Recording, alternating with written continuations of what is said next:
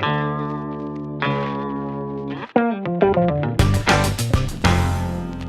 and welcome to The Magic Detective. I'm your host, Dean Carnegie, and we've got some really cool things in store for you today. So let's just get started. First off, take a look at this photograph.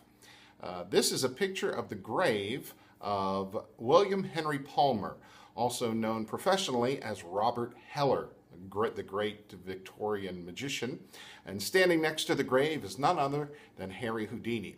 You see, it just so happens that Houdini was the one that rediscovered the grave. Robert Heller had passed away rather abruptly in around Thanksgiving Day 1878, and he was buried in Philadelphia, and actually his grave was moved and it got lost, essentially. And Houdini just rediscovered it in somewhere around 1911, I think it was. And this is a photo, of course, of Houdini and the Heller grave.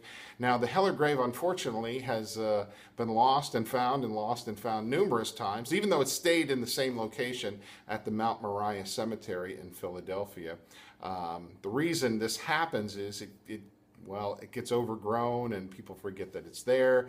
The magic community forgets, and then some magician will come along looking for it, and there it is again, he's found it, and then it gets overgrown and forgotten. So anyway, in the last few years, an unfortunate thing has happened. The cemetery has been abandoned, and the Heller grave had been completely grown over. In fact, the grave itself, the tombstone, had fallen over, and you couldn't even get to it.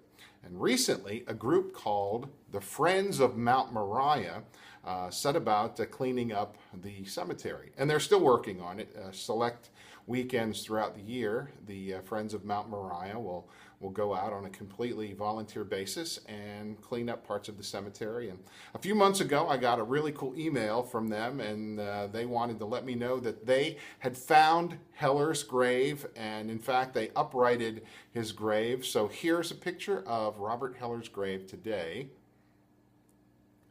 Now, I do want to just make a short shout out to fellow magicians in the Philadelphia area. The cemetery is looking for volunteers always to help out. And if there's anybody in the Philadelphia area, either magic related or someone interested in theater, that would be willing to go out from time to time and check on the Heller grave and just make sure it's kind of cleaned up out there, that would be really, really awesome. And I put up the web address for the Friends of Mount Moriah, so you can contact them if there's somebody out there that wants to do that. Okay? Thanks so much. This just came in the mail this week. This is a little statue, a little Houdini statue. It's about 7 inches tall, and it's made of solid brass.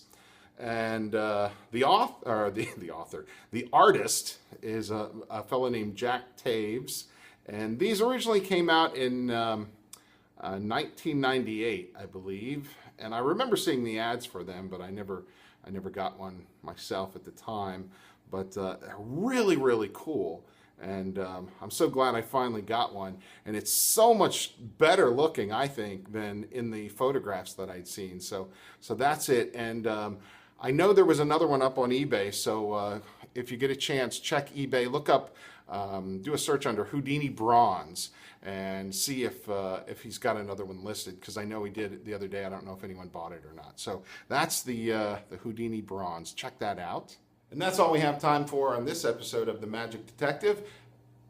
Actually, you know what? I have time for one more thing. Today is the final day of the 30 Days of Houdini, the celebration I've had here on my blog, themagicdetective.com, where since August 1st, I have written a new article about Houdini every single day, sometimes more than one, especially today. I thought we would finish up with something interesting, a little bit of a Houdini-esque escape. Now, the video that you're about to see is yours truly a few years back. Performing the Houdini Steel Straitjacket escape. This is a somewhat edited version. In my Steel Straitjacket routine, not only was I placed in the Steel Straitjacket, but I had chains wrapped around me by members of the audience, and it was this particular day was quite difficult to get out of, but still fun. So check it out, and we'll see you next time on The Magic Detective. Thanks so much. Bye-bye, everybody.